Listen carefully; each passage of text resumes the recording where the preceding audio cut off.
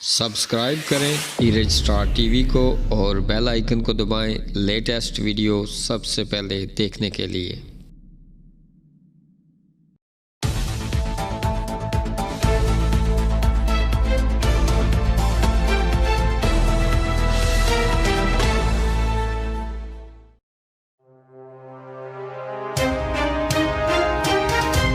बिस्मिल्लाहिर्रहमानिर्रहीम। अस्सलाम वालेकुम दोस्तों यहाँ पर आपको एक अफसोसनाक खबर देते चलें कि आज़ाद कश्मीर के इलाके देरकोट में एक गाड़ी को हादसा पेश आया। अफसोसनाक खबर गाजियाबाद देरकोट आज़ाद कश्मीर एक गाड़ी पर चट्टान गिरने से 4 नौजवान जाँ बाक। कार हादसा में राजा आरिफ खान के साहबजादे राजा तबारक अली के भाई राजा फरमान अली इंतकाल कर गए। पटवारी राजा राशिद इकबाल और दीगर 2 अफराद भी इसी बदकिस्मत गाड़ी में मौजूद थे जो जिंदगी और मौत की कशमकश में बताए जा रहे हैं।